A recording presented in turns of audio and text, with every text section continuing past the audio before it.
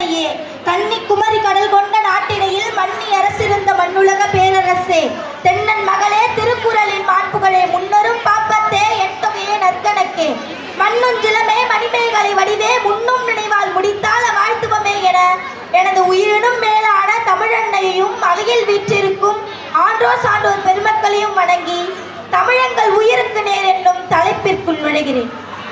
சின்ன குழந்தையின் சிரிப்புமானவள், பழுத்த நரையின் பட்டறிவுமானவள், வானத்திற்கும் வையகத்திற்கும் விடை பெற்ற யாவற்றையும் கவிதையாக கொண்டவள், உணர்ந்து கற்றால் கல் போன்ற மனதையும் கற்கண்டாக மாற்றுபவள், அறிவை பெருக்குபவள், அன்பை வயப்படுத்துபவள், செப்புதற்கரிய அவள் பெருமையை சிறுமியாகிய நான் இவ்வவைதனில் சிறிதே செப்புகிறேன். உலகில் முதல் உயிரினம் தோன்றிய இடம் லெமோரியா என்ற குமரிக்கண்டம் என்று வரலாற்று ஆய்வாளர்கள் கூறுகின்றனர். அந்த லெமோரியாவில் பேசப்பட்ட மொழி தமிழ் மொழி. கல் தோன்றி மண் தோன்றா காலத்தே வாளோடு முன் தோன்றிய மூத்த குடி என்று தமிழின் தொன்மையை புகழ்கிறது புறப்பொருள் வெண்பா.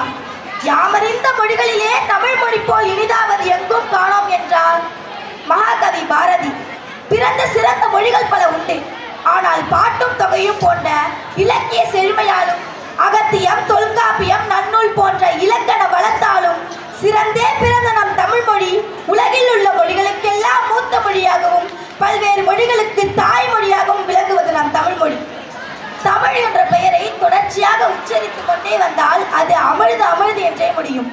அதனால்தான் புரட்சி கவி பாரதிதாசன் தமிழுக்கும் அமுதென்று பெயர் அந்த தமிழங்கள் உயிருக்கு நேர் என்று பாடியுள்ளார். இறுதியாக தமிழங்கள் பிறவிக்கு தாய் என்றார்.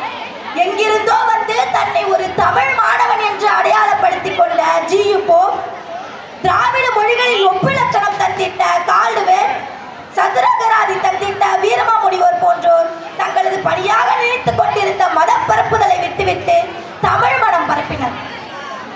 படிப்பவர்களை தன் பக்கம் இழுக்கும் வசியம் நம் தமிழுக்கு உண்டு.